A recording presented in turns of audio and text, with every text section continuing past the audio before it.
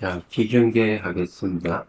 생겨나이도 아니고, 소멸하이도 아니고, 허무도 아니고, 유문도 아니고, 오는 것도 아니고, 가는 것도 아니고, 다른 것도 아니고, 같은 것도 아니, 연기법을 가르치신 분, 완전한 깨달음을 얻으신 부처님들 가운데 가장 훌륭한 설법자인 당신께 의미를 표합니다.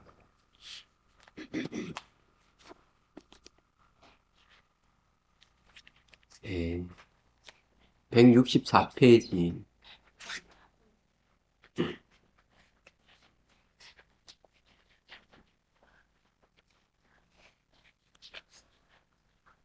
이제 이 사마타 비파사나 수행을 하기 위해서 이제 전제 조건에 대한 이야기를 이제 공부를 했어요. 음.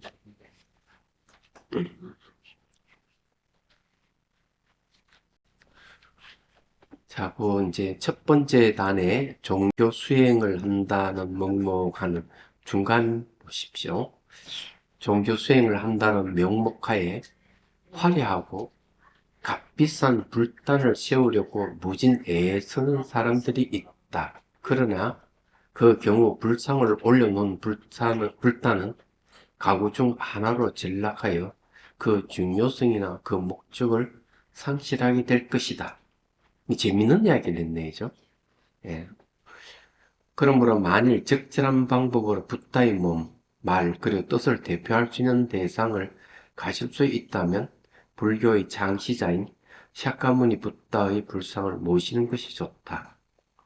붓다의 말씀을 대표하기 위해서는 반야경의 사본을 주 경전을 하고 보살행을 말하고 있는 하은경을 함께 놓는 것도 좋다.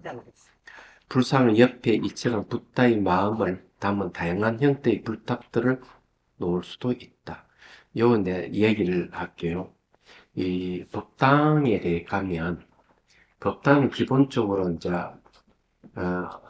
불법성 삼보가 갖춰져 있어야 돼요. 불단에. 그 다음에 이제 세 가지 또 있는데 이 부처님의 몸이 있어야 되고요. 부처님이 말하는 말씀이 있어야 되고 부처님의 마음이 있어야 돼요. 이 세 가지가 그니 부처님이 신구의 삼법이 갖춰져 있어야 돼요. 이야기하자면. 그래서 이제 자비선사에는 뭘로 있는가? 부처님 계시죠? 그 다음에 부처님 말씀인 경전이 있죠. 예. 그 다음에 부처님 마음을 상징한 탑이 두 개가 있어요. 사리탑. 그 안에 사리가 들어가요. 그러니까 법당 안에 만큼 크기로. 크지도 않아요. 두 개를 이래. 하나는 남방에로 쓴 사리고, 하나는 저기 북방에서 온 그 네팔의 청견스님이 준 사리, 신변사리가 있거든. 신변사리 특징은 이제 사리를 두면은 사리가 계속 사리를 이렇게 증가하는 그런 사리예요. 그래서 이제 부처님과 부처님 몸과 입과 그 다음에 마음 이 세 가지 갖춰져 있어요. 말하자면은 그 다음에 이제 이 부처님 불법 성이 갖춰져 있어요. 그러면 이제 불은 이제 부처님 이제 당단 모실 수 있고 법은 뭔가 하면 경전이에요. 그래서 자비선서 법당에 가면은 딱 들어가면 오른편에 경전이 다 모셔져 있어요. 그 다음에 이제 성은 뭔가 하면은 신중단이 성이 될 수 있고요. 따로 자비선사는 조사의 테마를 모시고 있어요.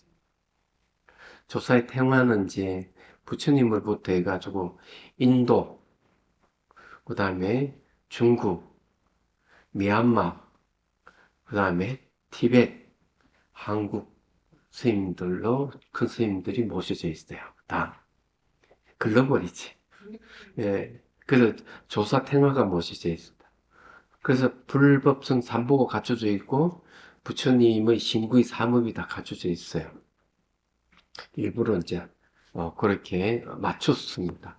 그 여기서 똑같은 얘기를 하고 있거든요. 갖춰져 있다 했겠죠, 여기. 그래, 이제, 예. 자, 불상이나 탱화를 모실 수 없더라도 걱정할 필요는 없다. 그러나 만일 집에 모실 수 있다면 이들을 올바른 방식으로 배열해야 한다. 정조항에는 샤카문이 붓다의 불상이나 탱화 등을 놓는다. 그 주변에는 분노한 모습의 분노존과 평화로운 모습을 지닌 환희존을 대표하는 상들과 이 분노존이라는 것은 이제 지혜를 상징하는 것. 환희존이라고 하는 것은 선정을 상징하는 것일 수 있습니다. 하는 상들과 부타 당시 위대한 여덟 제자를 상징하는 상들을 놓는다. 주의해야 할 점은 이러한 상들을 빗상급부터 상급까지 값어치에 따라 배열을 하거나 재질이나 골동품인지 새것인지에 따라 배치한다면 큰 실수를 범하는 것이다. 그런 행위는 우리가 그런 성스러운 상들을 단지 재산의 척도로밖에 여기지 않는다고 떠드는 것이 지나지 않는다. 그러면 그 불보살 상들의 의미와 목적을 잘 숙지한 후에 여법하게 배열하는 것이 좋다. 그러니까 어떤 뭐 골동법 순으로 뭐 이렇게 배치하는 이러면 안 된다. 예. 딱 그렇게 얘기를 지금 하고 있는데, 그래서 서간머리 부처님을 중심으로 해가지고 이제 좌우 보살들을 이렇게 두면 돼요. 우리는 간단해요. 여기에는 뭐 분노존이니 환희, 어, 신이니 한의존이니 하는 것은 이제 밀교와 관계되는 그 존상들이거든. 음. 그, 제 위에 있다 다락에 불단을 모셔둔 것은, 예, 제일 먼저 제가 어디 갔는가 하면은 미얀마 가서 수행할 때 모시곤, 초준 법륜 하는 모습의 불상. 그거는 이제 전 정당항으로 만들어진 불상이 얼마나 크게. 그때 당시에 살 때 한 100불, 꽤 비쌌죠, 100불부터. 그때 당시에. 근데 90년대 갔으니까 92년도네. 93년도 돌아올 때 모시고 왔. 그 다음에 이제 거기에 이제 뭐가 있는가 하면은, 부처님의 고행상 모시두고, 예. 그 다음에 이제 문수보살상. 문서 칼을 드는 지혜를 상징하는 무술보살 모셔두고. 근데 이제 간신보살이 모셔둬야 되는데, 모셔뒀어. 간신보살 모셔뒀는데, 내 조카 녀석이 와가지고 자기도 불상을 모시고 싶다, 어쩐다, 이랬어. 그 간신보살상을 드리면 잘 모시라. 좋고. 그래서 요번에 만일에 이거, 이 10월 달에 이제 티벳이라는 이제 네팔 이제 트레킹 하러 갈 때 가서 이제 다시 모셔올 생각을 해요. 간신보살. 그 다음에 이제 또 하나는 저기 철우 스님이 저한테 주신 뭐, 또 라오스에서 아마 누가 산 걸 같아.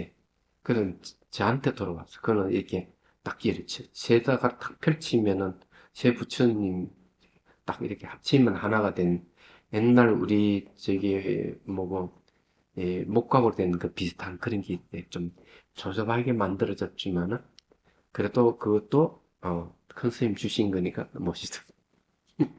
이렇게 상을 모시고 있어.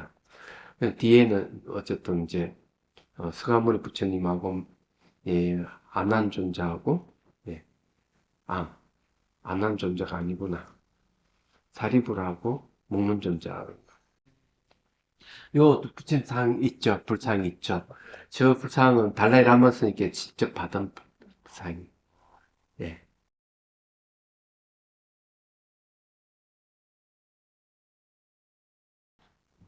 요 퀴션. 작은 저는 이거 동집에 대해서 그 스님이 자기 스승 고승이 어, 꼭 갖고 다니는 전생에 아들한테 받은 거? 그 의미 있는 거네, 잘. 자, 어쨌든 이제 봅시다. 이건 이제 이 불상 모신에 대한 얘기를 하니까. 자, 다음으로 그 불상들 앞에서 오체 투지하고 공양물로 올린다. 이때 무엇을 공양물로 올리는가는 신중하게 결정해야 한다. 청정 공약물로 올린다면 그 복도는 대단히 클 것이다. 그러나 만일 그 공약물들이 불순한 것이라면 공덕을 짓는 대신 좋지 않은 결과를 맞게 될 것이다.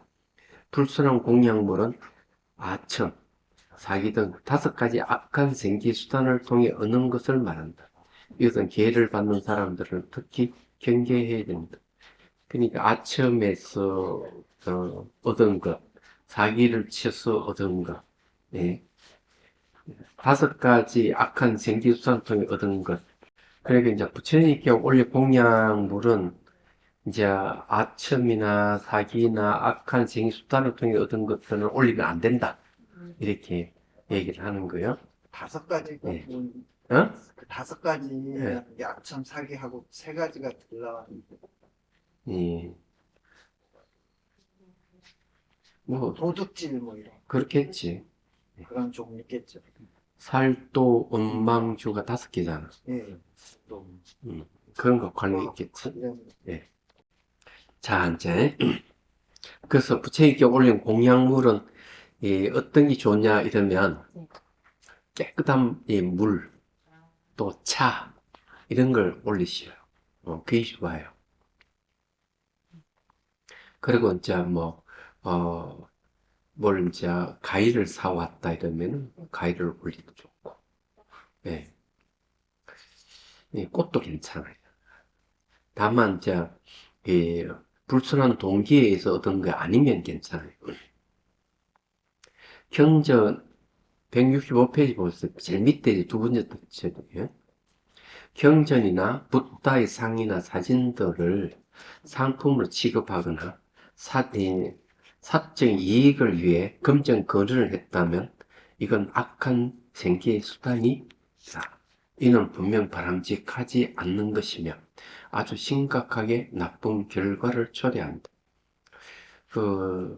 자비선사의 불상을 조성을 했는데 부산센터에 이제 모셔두다가 이제 부산에 그 자리를 이제 옮기게 됨으로써 그 불상이 다시 불모님이 이제 모시고 있었거든요.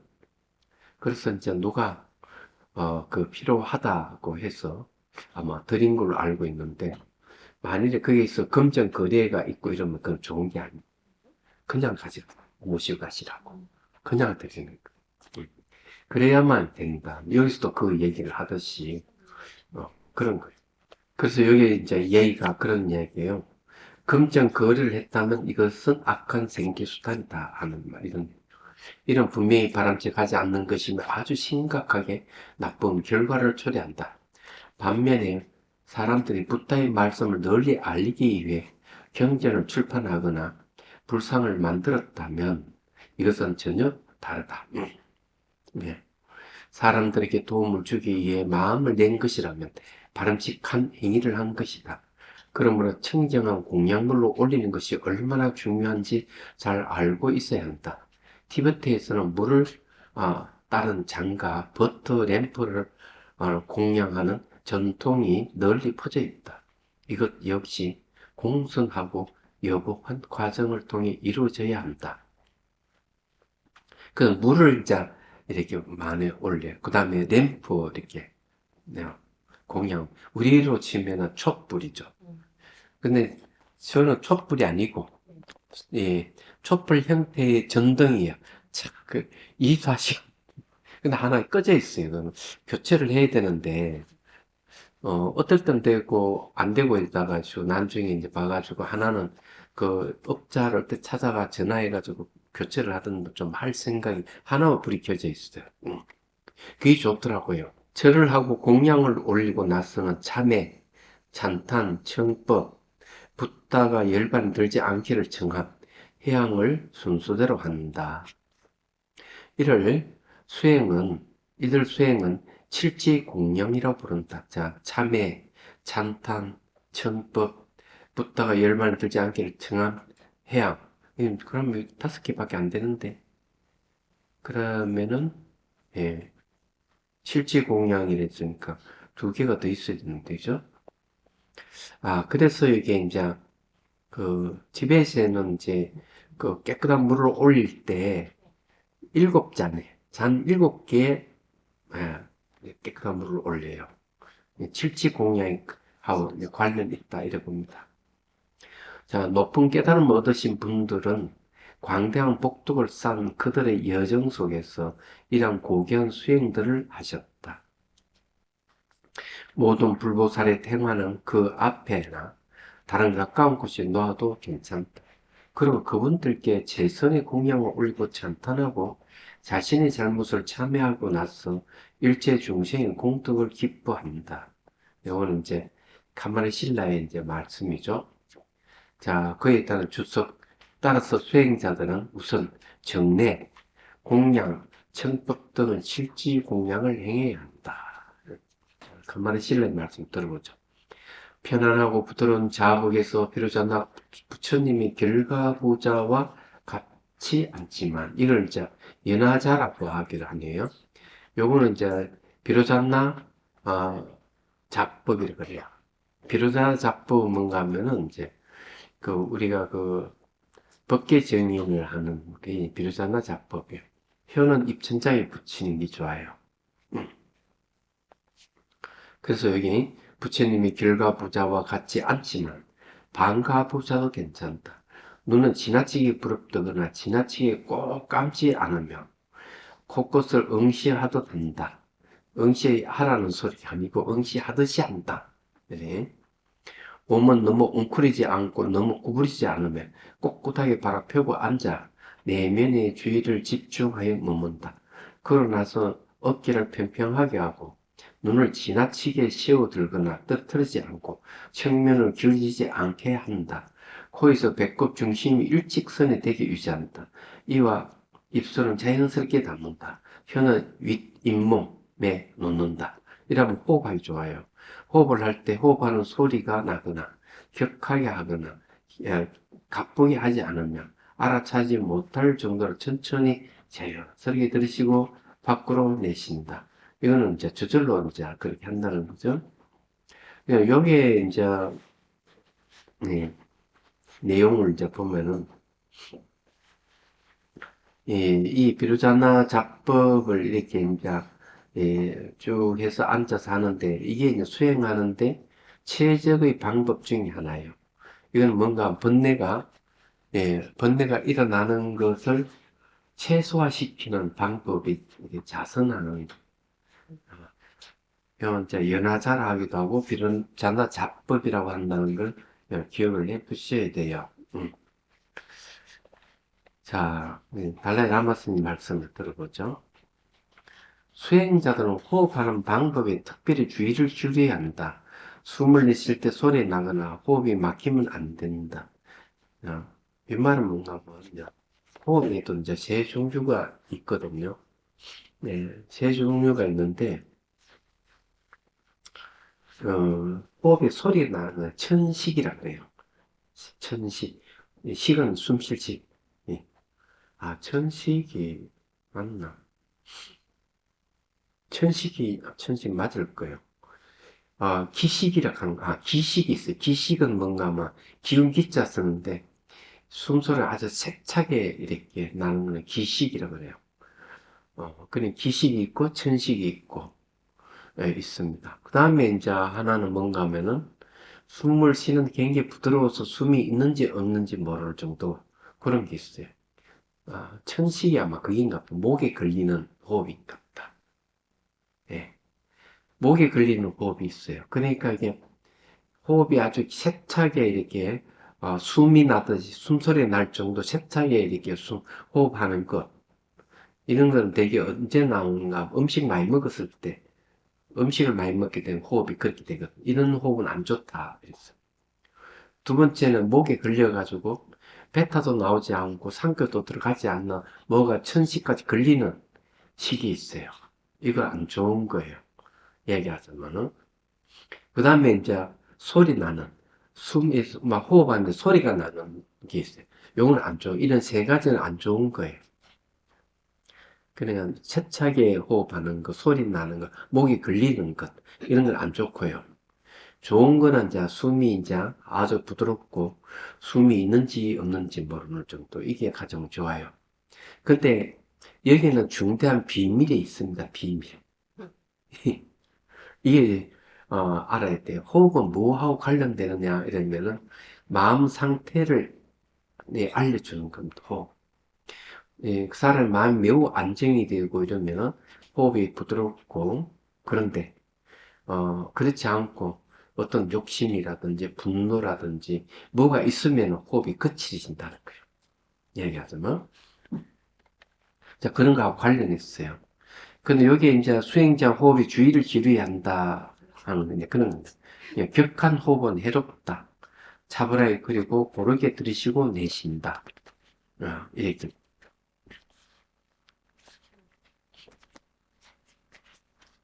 호흡이 식상이 제일 좋다거든요. 식상. 호흡이 숨 쉴 식자, 식상, 천상, 기상, 또 소리 나는 무슨 상. 이 세 가지는 안 좋고 식상이 제일 좋다. 지금 기억하니까 오래되니까 그런 것도 있잖아. 자, 제 8장 사마타 수행으로 들어갔습니다. 171페이지로. 자, 가마나 신령의 말씀을 들어보죠. 우선 사마타 수행을 확립해야 한다. 사마타란 외부의 대상에 대한 마음의 산란함을 깔아치고 나서 안으로 마음을 관찰하여 항상 자연스럽게 명상의 대상을 향하여 환희와 평안을 지닌 마음에 머무른 것이다. 자, 요거는 굉장히 사마타 수행에 대한 어떤 정의라고 그럴까 그런 걸 이야기해 놨어요. 근데 요 내용에는 순서가 있습니다. 순서. 첫 번째는 이게 대상에 대한 산란심을 가라앉히는 것. 두 번째 마음을 관찰하는 것. 세 번째는 그렇게 하면은 뭐가 생기는가? 환희와 경안이 생기는 것이에요. 이런 단계가 있습니다. 그래서 수행할 때도 이런 단계를 잘 알면은 내가 어느 정도 수준에 와 있다, 이런 걸 알 수가 있다. 이야기합니다. 자, 이제 달레라마 말씀을 들어보죠. 조건을 갖추고 예비 수행을 여복하게 마친 후에는 사마타 위파사나 수행에 들어가야 한다. 사마타 수행이란 무엇일까? 사마타는 외부 대상에 대한 산란한 마음을 장정 결과로 노력하지 않아도 자연스럽게 의식이 대상에 집중되는 명상이다. 거기에 줄을 한번 볼까요? 초보자가 공성을 대상으로 명상하는 것은 매우 어렵다. 초보자 처음부터 공성을 대상으로 어려운 거죠. 어설프게 공성에 대해 명상하는 것은 공성에 대한 명상이라기보다는 아무것도 없음에 대한 명상일 뿐이었어. 오히려 무지말을 늘릴 뿐이다. 이 말은 뭔가 하면은 흔히 수행하는 사람들이 잘못을 저지르는 거예요. 공성과 아무것도 없는 무를 혼동하는 거예요. 혼동해가지고 아무것도 없는 쪽으로 가는, 그쪽으로 그런 수행하는 경우가 있다. 그러면 안 된다. 그래서 항상 공성을, 이 무엇인지를 배워야 돼요. 학습을 해야 돼요. 그게 상당히 중요하고요. 그 다음에 자취 없는 자리에 머문다고 하더라도 자취 없는 자리에 머무는 게 잘못하면 없을 무로 갈 수가 있대. 자취 없는 자리 공성의 자리인데 공으로 가는 게 아니고 무로 가면 안 되기 때문에 어떻게 해야 되느냐, 그죠? 그래서 항상 자취 없는 자리에 머물 때는 실체가 없다는 무자성 공이라고 하는 인식이 있어야 돼요. 얘기하자면 그런 이해가 있어야 돼요. 그래서 내 머무는 그런 이해에 머문다, 이런 말을 해요. 예를 들면 과거는 지나갈 수 없고 미래는 오지 않을 수 없고 현재는 머물지 않는다. 내가 머물지 않는데 머문다, 이러면은 그냥 자취 없는 데 머물되지 않느냐 하면은 그런 게 아니다. 과거는 지나갈 수 없고 미래는 오지 않을 수, 현재 자취가 없다는 거, 현재도 머물지 않는다는 그 이해 위에 머물러야 돼요. 그래야만 지혜가 생기는 겁니다. 그래서 여기서 그런 걸 굉장히 주의를 해야 된다고 이 얘기를 하는 거죠. 따라서 대부분 사람은 다른 것을 그 대상으로 삼는다. 욕망이 일어날 때는 초함을 대상으로 삼는다. 고통, 추함. 덜 아름다운 것이 가지는 상대적인 추함, 번뇌의 추함, 늙고 병든 몸의 흩어짐 또는 몸을 구성한 눈물, 콧물, 장, 담즙 등의 추함 등이다. 정오에 대해서는 친구, 즉 아무 관계 없는 사람에 대한 사랑, 그들을 도와주고 싶은 마음, 예, 그들의 행복을 바라는 마음을 대상으로 삼아야 한다. 요게 이제 이 얘기하는 건 뭐냐면 수행을 하는 데 있어 가지고 내가 어떤 번뇌가 일어나는지를 봐서 그에 맞는 수행을 해야 된다. 욕망, 탐욕이 많으면은 추함을 대상으로 해야 된다 하는 건 뭐, 예, 여기 이제 몸이 이제 더러운 것을 대상으로 그렇게 해야 된다 하는 거. 그 다음 정오심 일어나는 거는 자비심을, 자비관을 해야 된다 하는 걸 이 얘기를 하고 있는 거예요. 나는 이런 게 상당히 중요해요. 그래서 정오에 대해서는 친구, 즉 아무 관계 없는 사람에 대한 사랑, 그들을 도와주고 싶은 마음, 그들의 행복을 바라는 마음을 대상으로 삼아야 돼. 내가 화가 났다는 그런. 자, 무지의 경우는 연기법을 가지고 사마타 명상에 드는 것이 좋다. 자만심이 일어날 때 자아관념이 강하죠. 자만심이 일어날 때는 물질 정신의 연속체를 이루는 지수와 풍, 공, 식에 집중하고 그렇게 함으로써 고정된 몸의 개념을 극복하여 부정형의 전체를 보며 뚱뚱함 등의 몸의 부분을 살펴 추함을 식별하게 한다. 그럼 여기에 이제 얘기하는 건 뭔가 무지한 사람, 무지한 연기관을 하라 하는 거죠. 그 다음에 이제 자만심, 자아관념이 강하면 18개 관을 하라. 이러는데 여기는 이제 6개를 얘기합니다. 지, 수, 화, 풍, 그 다음 호공인 공과 식, 마음을 6개를 이제 관찰하고 그런 해서 자아라는 건 독립된 고정된 게 없다는 걸 얘기하는 거죠. 그럼 이런 게 굉장히 중요한 내용들이에요. 말하자면 자, 이 밖에 붓다의 몸 또는 불상을 관찰 대상으로 삼는 경우는 다른 모든 대상보다 더 낫다고 얘기하는데 이거는 밀교에서 하는 방법이에요. 붓다의 몸은 가피를 가지고 있어서 삼매의 성취를 돕는 특징들을 가지고 있을 뿐만 아니라 성불에 필요한 덕의 자량을 완성하고 탄트라의 요가 수행을 어렵지 않게 해준다고 한다. 근데 대개 밀교 수행에 있어서는 요 불상을 요 눈앞에 중만큼 크기로 떠올려서 관상을 하는 거예요. 그는 뭔가 하면은 그 관상을 통해서 자기도 부처님 같은 몸을 얻을 수가 있다. 얘기하자면. 그 다음에 이제 여기서는 부처님의 이제 그 얻을 뿐만 아니라 삼매를 성취하는 데 좋다. 이제 이렇게 이야기를 하고 있어요. 이건 상당히 재미있는 내용들이에요. 그래서 이제 이 그 제도 오정신관이라고 해가지고 그걸 번역을 한번 해봤는데 똑같은 내용을 얘기합니다. 탐욕이 많은 건 부정관, 분노가 많은 사람은 자비관, 예. 그 다음에 이제 자아관념이 강한 사람은 18개관, 그 다음에 이제 무지가 강하면 12연기관, 예. 이걸 얘기를 해요. 그 다음에 이제 산란심이 많은 사람은 수식관. 그래서 그 사람의 즉 뭐가 많은 거냐에 따라서 그에 맞게끔 명상을 제시해 주는 네, 그런 게 있는 거예요. 근데 가장 많이 하는 거는 수식관을 많이 하죠. 예, 172 봅시다. 예. 자, 이와 더불어 사마타 수행은 정신적 침울과 흥분으로부터 자유로워졌어. 몸과 마음의 흠들을 서서히 제거하는 것이다. 한의와 경안을 지닌 이런 말을 명상 수행자가 사마타 수행을 통해 발전시킨 몸과 마음의 자질들을 일컬어진다. 수행의 단계라는 관점을 보자면 이 두 가지 경안, 마음의 경안이 우선 개발되고 잇따라 몸의 경안을 성취할 수 있다. 마음의 경안이 뭐 기쁨이 한 대사에 계속 집중하면 막 기쁨이 생겨요. 두 번째가 몸의 경안은 마치 하늘 나는 것 같이 몸이 아주 가벼워지는 걸 얘기해요. 이제 그런 걸 여기서 얘기를 하고 있는 겁니다. 이걸 이제 경안이라고 해요. 네. 마음이 환희와 결합할 때 이를 사마타 수행이란다. 그렇다면 이 파타 수행이라 무엇인가? 경안에 대해서 이제 잠깐 제가 또 할 얘기 있어요.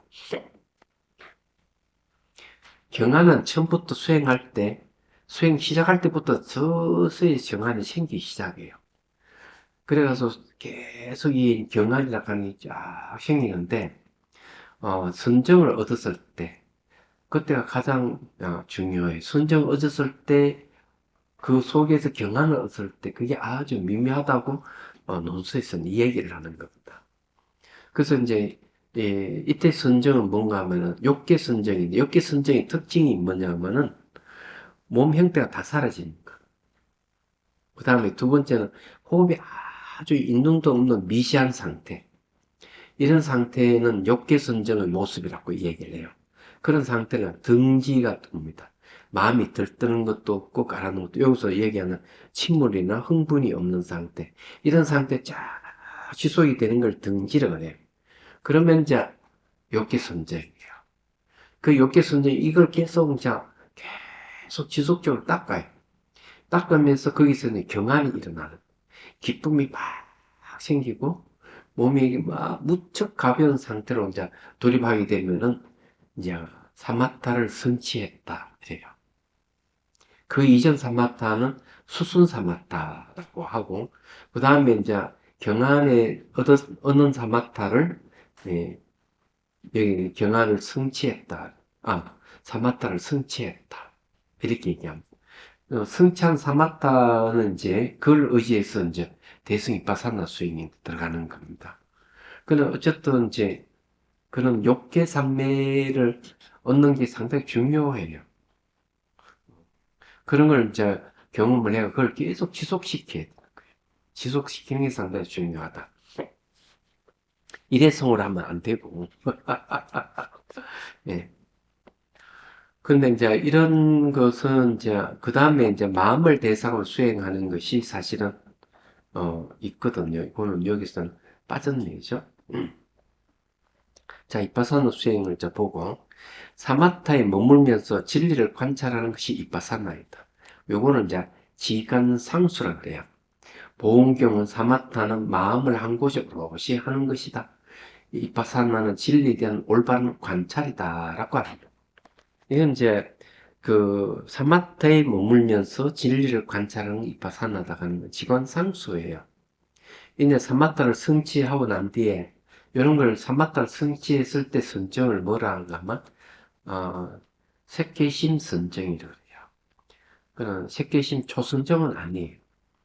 초선정을 얻기 전 단계의 색계심 선정. 그렇다고 욕계심 선정도 아니에요. 그래서 욕기심 선정하고 초선정과 중간 선정이라고 그래요. 이 중간 선정을 얻었을 때 비로소 이 사마타 선정을 의지해가지고 이파사나 수행을 할 수가 있다. 그래서 이제 대개 이때 이제 어떻게 하는가 하면은, 선정의 힘이 너무 강하면은 분석하는 힘이 약해지기 때문에 선정의 힘을 낮추고, 그 다음에 이제 분석하는 힘이 너무 강하면은 선정의 힘이 약해지기 때문에 분석하는 것을 좀 늦추고, 이래서 선정과 분석하는 이 두 가지를 아주 균등하게 가지는 것이 아주 중요하다. 이게 직관상수하는 방법이에요. 이제 이렇게 이제 그럼 분석은 뭘 분석하는 건 일체법을 분석하는, 일체법을 분석하는 자기부터 온 우주를 분석의 대상으로 관찰하는 겁니다. 이렇게 이제 직관상수를 해간다 하는 거예요. 그래서 이제 색기심 선정을 전전하는 거죠. 그렇게 보면은 이파사나 수행이 훨씬, 그러니까 테라바타 이파사나 수행이 훨씬 쉬운 방법이에요. 그건 네 단계거든요. 재행무상, 일체계고, 재분무와 일반적정. 네 단계인데 이 네 단계를 확 풀으면은 16단계가 됐어요. 16단계라고 하지만은 줄이면 4단계밖에 안 되는데 여기에는 그렇게 대성의 수행을 선정을 얻어가 어떻게 해야 된다 이런 까탈롭게 얘기를 안 해. 순수 이빠사나에서 얘기할 때는 찰나, 그러니까 알아차림에서 찰나 삼매가 뭐 얻으면 지혜가 생기니까 이빠사나 16단계를 쭉 보면 그래 어렵지 않다, 쉽게 할 수 있다. 단점이 있다. 단점. 단점이라 보다는 차이점을 분명히 알 필요가 있다. 차이점. 테라바다에서 이야기하는 뭐 순수 이빠사나 수행에는 오로지 수행 끈을 놓치지 않고 저 끝까지 쫙 가는데 중간에 일상생활에서 대비심을 일으켜서 사람을 돕는 행위 없어요. 이빠사나는.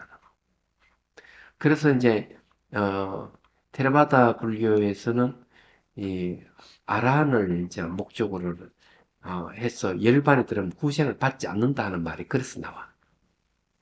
왜? 번뇌가 하나도 남김없이 다 없애버리니까. 번뇌가 좀 남아있어야 다음 시간 다시 태어날 건데 그게 없는 거예요. 근데 보살은 내가 깨달아서 중생을 구제하겠다는 마음을 냈기 때문에 항상 수행을 하고 일상생활에서 늘 남을 돕는 행을 해요. 복을 짓고 연민심을 기르고 이걸 하는 거예요.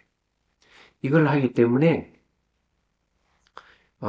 내가 죽어서 다음 생에 다시 태어나서 중생 구제 계속 하겠다. 그럼 다음에 태어나려면 번뇌를 이만큼 조금 남겨두는 거예요.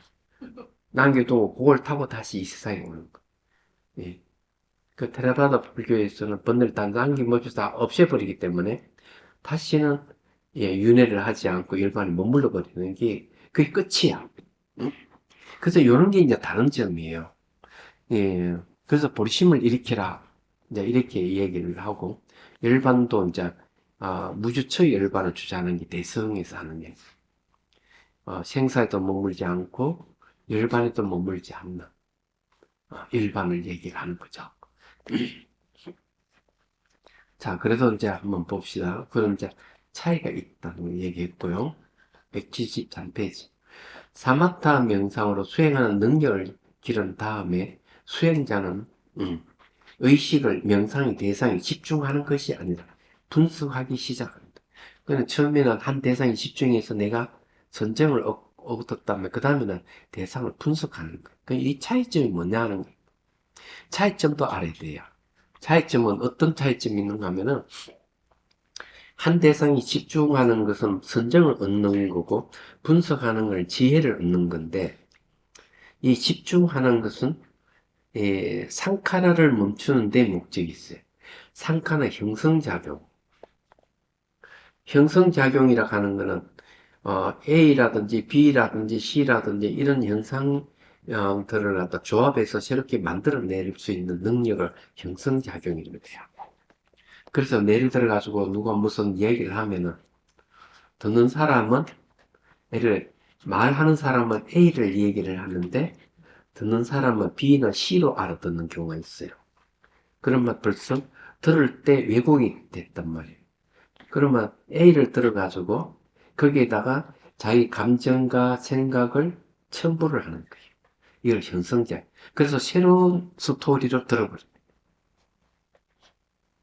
그러니까 그게 뭔가 하면 형성작용의 특징이야. 그래서 소문을 내면은 말을 하면은 소문이 돼서 돌고 자기 귀로 딱 들어올 때는 자기가 처음 이야기했던 대로 들어오는 게 아니고 살이 많이 붙어서 들어오잖아요. 그 뭔가 하면은 그런 이야기를 들으면 사람들은 자기 감정의 생을 더 붙여서 스토리를 새로 만드는 거야. 그래서 돌고 이제 그 완전히 왜곡돼서 들리는 거지. 그래서 이게 형성작용의 특징이 없던 것을 새로 만들어내는 거예요. 그래서 서로가 오해가 되고 싸우고 난리치는 이유가 그거예요. 인간이 사이가 좁던 사람들이 사이가 나빠지고, 네?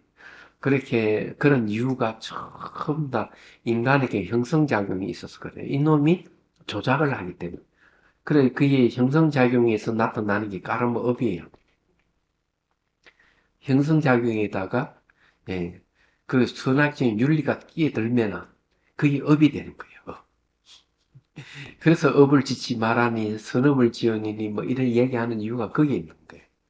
근데 이 형성작용을 멈추게 하는 것이 집중명상. 분석명상은 뭘 얘기하는 거야? 대상에 집중하는 게 아니라 그 대상이 무엇인지를 분석해서 진실을 밝혀내는 거예요. 예. 진실을 밝혀내면은 그것이, 뭐라고 하면, 진실을 알게 되면은 어떤 일이 벌어지느냐? 형성작용이 해체되는 거예요. 조작하는 마음이.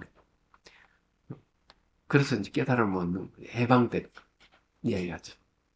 그래서 요런 자, 하나는 멈추게 하고 하나는 해제시키는 요게 특징적이다. 사마타 위파사나가. 그래서 항상 이 두 가지가 다 필요한 거예요.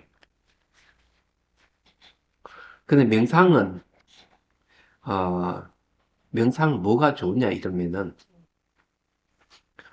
하면은 정신적인 안정을 반드시 얻게 돼 있어. 희한하게도.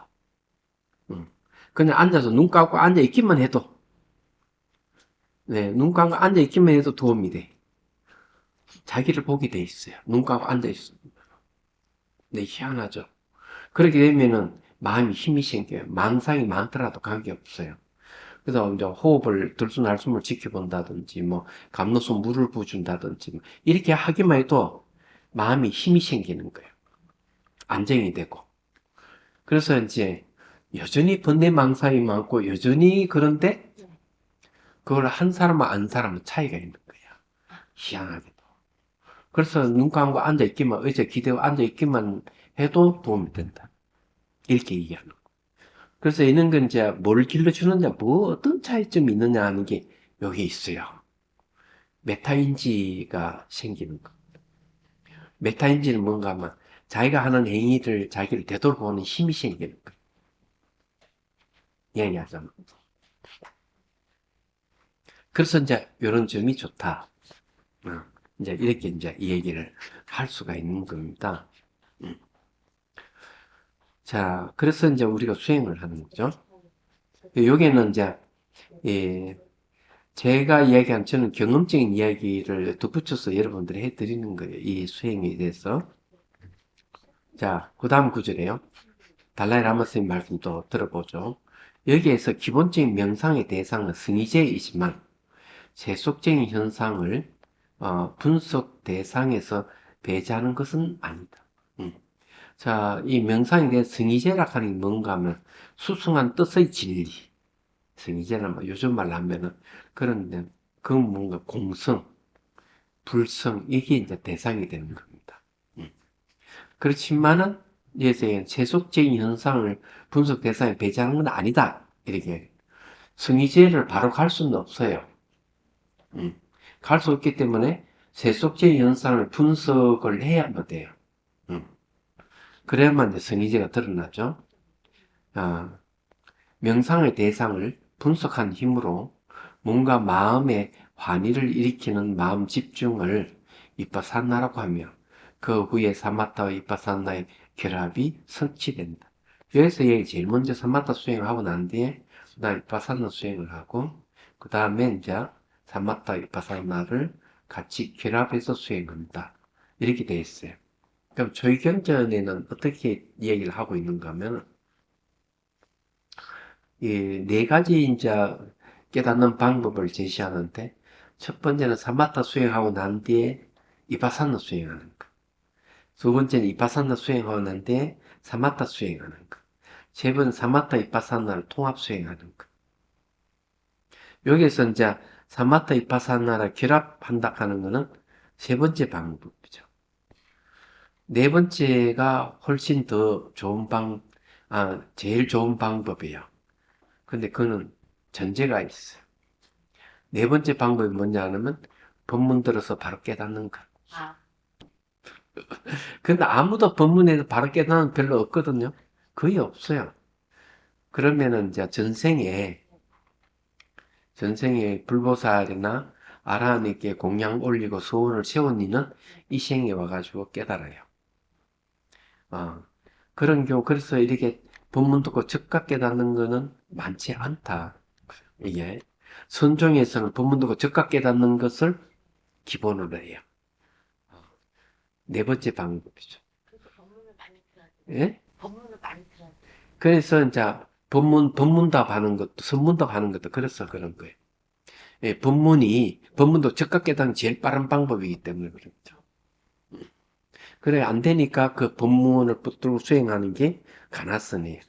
그 조사의 응구가 바로 법문이거든. 뭐, 이해가 되죠? 네네. 그러니, 이 가나선은 이 법문하고 관계되는 그런 응구를 쓰는 게 특징적이다 하는 거예요. 근데 사마타 이파사나에는 엉구를 쓰는 게 특징이 아니에요. 개념을 벗어나는 쪽으로 가요. 이야기하자면. 개념을 벗어나는 쪽으로 이제 가기 때문에 뭔가 마음이 일어나는 현상을 이제 관찰을 하라고 이렇게 하는 거예요. 그러면 개념이 벗어나거든요. 그냥 이 선에서는, 그냥 가나선에서는 뭔가 막 조사 엉구를 빌려가지고 개념에서 벗어나는 방법을 써요. 여기 특징적이에요. 제가 수행하는 거는 제가 가리키는 자비선 명상은 뭘 얘기하는가 하면은 사마타 이빠사나 통합 수행이에요. 결합 수행이 아니고 그냥 통합한 수행이에요. 그래서 이제 네 개의 수행 중에서 세 번째에 해당하는 거죠. 예, 결합도 세 번째, 사마타 이빠 수행 결합하는 것, 지관상수도 세 번째 수행을 하지만 이렇게 그 사마타를 의지해가지고 이파사나 수행하는 지간 상수가 아니더라도 통합 수행이 가능해요. 자, 명칭의 대상에 대해서는 사마타 이파사나의 대상은 다르지 않다. 이 두 명상은 모두 세속죄로 성의죄를 명상의 대상으로 삼는다. 세속죄라고 하는 것은 말과 생각을 근거한 이 세계가 세속죄예요. 말과 생각을 떠난 진리 세계를 성의죄라고 해요. 그래서 이 두 가지를 명상의 대상으로 삼는다는 거죠. 성의죄를 명상의 대상으로 집중하는 사마타 명상도 있고 세속죄를 대상으로 집중하는 이파사나 명상도 있다. 예를 들어 공성에 대해 선정에 드는 사마타 명상도 있다. 또한 수행 길의 미시하고 거친 양상들 같은 세속적인 현상들을 명상 대상으로 삼아 이파사나 명상을 하기도 한다. 이 이파사나 명상은 테라바다 불교에서 하는 방법이에요. 자, 일반적으로 사마타는 마음을 집중하는 명상법이고, 이파사나는 그 대상을 분석하는 분석적인 명상법이다. 이것이 바로 두 명상법의 큰 차이로, 건강성은 이 밀교예요. 탄트라의 하위 제 탄트라는 두 명상법 사이에 대해 이러한 견해를 지니고 있다. 그러나, 무상요가 탄트라에 의하면 이파사나 수행이 마음을 집중하는 명상법이라고도 한다. 이파사나 명상이 오롯이 정신을 집중하는 명상으로 작용한다는 맥락 안에서의 매우 독특한 견해이다. 반면에 깍교파의 마하무드라와 닉마파의 족체는 오직 분석적인 명상법만을 수행한다. 그러니까 이게 정신을 집중하는 명상으로서 이파사나 명상도 있다. 이걸 이제 소개를 하는 것이다. 딱 오늘 여기까지. 질문하십시오. 예. 근데 가나선하면요. 어. 어려워하잖아. 어? 가나선하면 보통 사람들이요. 어려워하잖아. 그 좋은 질문이에요. 가나선 하는데 왜 어렵냐 하면은 우선 그 손에 탁 잡히지 않기 때문에 그래요. 손에 잡혀야 되는데 뭐 사마타 이파사나 하면 좀 한 대상에 집중한다든 분수가 딱 해야 되는데 가나선은 조선 엉구를 붙든다 이게 뭐 수미산을 붙든지 이제 조조무자 붙든 이게 사람들에게 확 와닿지를 않거든. 네. 그래서 이제 그게 어려워하거든. 그래서 필요한 게 앉아서 조금 할 것 같아요. 그래서 이걸 이제 제가 이걸 한번 해결해 보려고 가나서 안내서를 만들어 볼 생각을 해요. 말하자면. 그래서 이제 조사 원고를 붙들고 수행하는 방법은 굉장히 좋은 방법이고, 왜냐하면 능가경에도 어느 속에 법이 있으면은 그 법이 원인이 깨달으면 결과가 일어난다 이랬어요. 그 말 요즘 말 법문 듣고 즉각 깨닫는 원리를 얘기를 해주고 있는데 그런 게 이제 가나선에서 그 방법을 사용하는 거거든. 사실은 사용하는 것인데 우리는 법을 들으면 법의 이치를 알면 번뇌망상이 다 사라지잖아요. 마찬가지로 조사의 엉구도 붙들면 번뇌망상이 사라지게 돼 있다. 그래서 그걸 이제 엉구를 붙들고 수행하는 게 이제 그만큼 중요한 얘기인데 잘 안 되니까 이것을 자세히 안내서를 만들어 가지고 한번 해보겠다 하는 거예요. 그래서 내가 자비선을 완전히 이제 책을 출간해 가지고 정립이 딱 되고 난 다음에 그 다음에 이제 가나선을 이제 한번 안내서를 만들어 보겠다. 이런 생각이에요. 어, 7월 10일 날쯤에서 명상 걷기를 원하다 책이 나올 거예요. 온 건 다 돼 있고, 있는데, 이제 그 책 나오고 난 다음에 또 가을쯤에 책을 또 한 권 낼 거예요. 예, 명상 걷기를 원하다. 예, 5번째 권을 내고, 그 다음에 이제 참명상도 한두 권 더 내고, 그 다음에 명상, 코칭을 논하다 책을 딱 내면은 이제 다 완벽하게 다 이제 책을, 자비서는 완성될 것 같아요. 그러면은 이제 그 다음 가나서는 시간이 얼마 걸릴지 모르지만은, 할 겁니다.